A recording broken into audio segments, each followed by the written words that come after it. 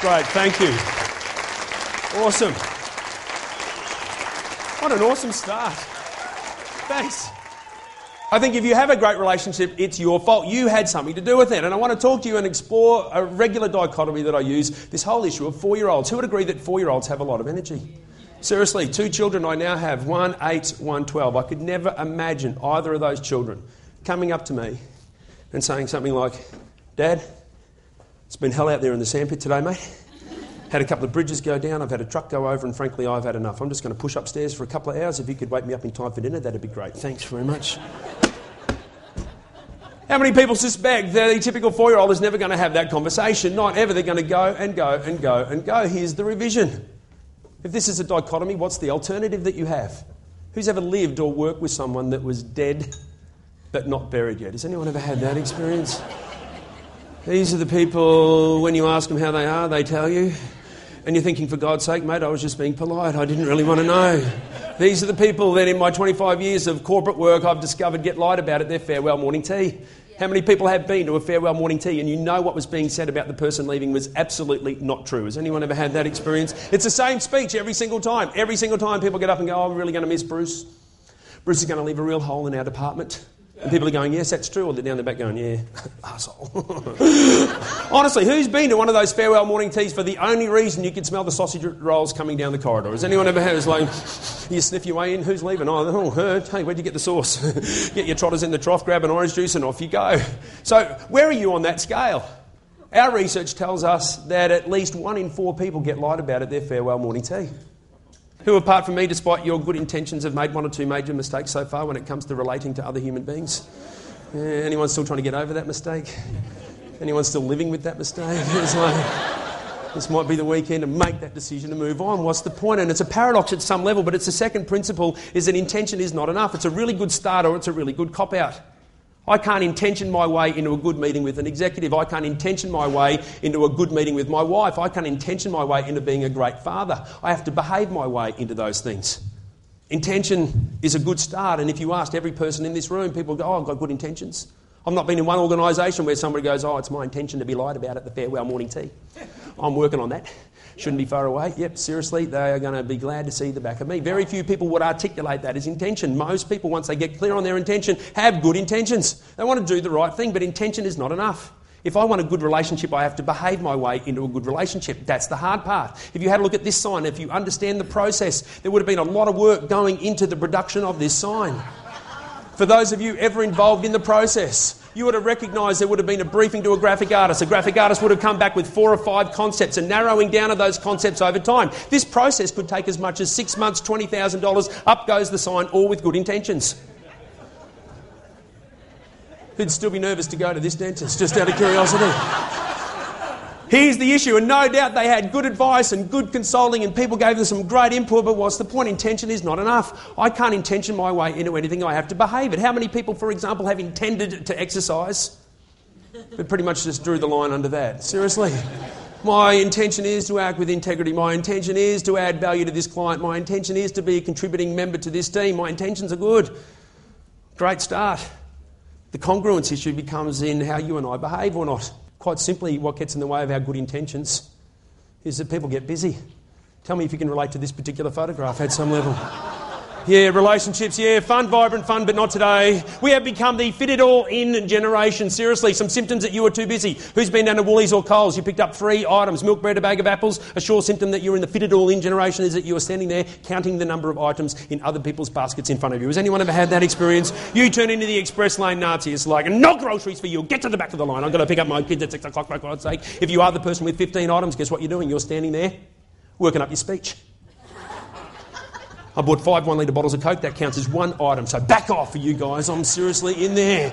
And people think this is a modern phenomenon. It's not a modern phenomenon. It's been going on for a long time. Let me read this to you in case you can't see it clearly. The world is too big for us. Too much going on. Too many crimes and too much violence and excitement. Try as you will, you get behind in the race. It's an incessant strain to keep pace and still you lose ground. Science empties its discoveries on you so fast that you stagger beneath them in hopeless bewilderment. Everything is high pressure. Human nature can't endure much more.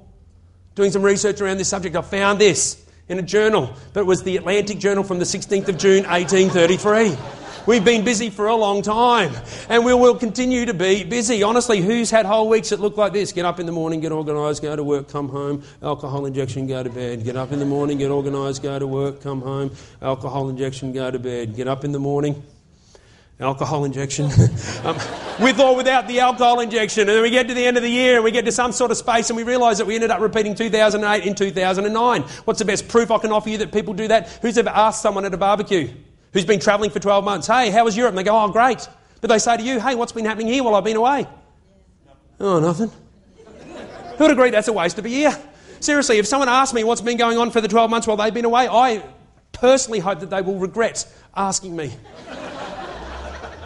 I'm going to tell them, I'm not wasting a year. I'm glad I woke up. This might be my last day on the planet. I know I've got some urgency around what I need to do. I want to make sure that I am connected. I want to make sure that I am real, vibrant and fun because I'm going to be dead soon. Seriously, it's going to happen way, way, way too soon. I've got a whole lot of things I want to squeeze in. I don't want to waste one particular year. I don't want to wait for what most people do is the major life crisis. I think people get famous because of the problems that they're solving for other people. These people got famous because they were helping solve problems for other people, not for themselves. And if you want to be famous, get really, really good at solving problems for other people. There are the people in your team who are the richest people in the world, people that can entertain us, people that can make us laugh, entertain us in movies and music. And who are the other richest people in the world? Problem solvers. I'm going to pay money for that pain to go away. Anyone ever had a Panadol at some stage in their life? Anyone ever craved Panadol? Good, I want to be Panadol for my clients. Tylenol if I need to be. Codeine, I try and stay off that. But, if I need to, I need to go a little bit stronger. They've got that much pain. What's the pain I need to help this person get away from? Thing to finish. The thing that I think you did the best when you first started going out with people is that you were more curious than you were critical.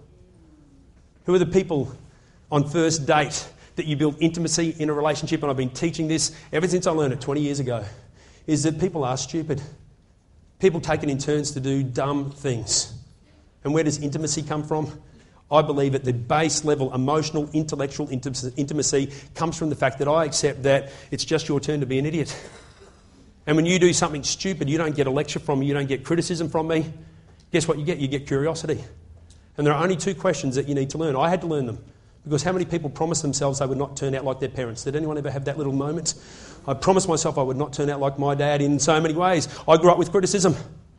So I was just doing criticism.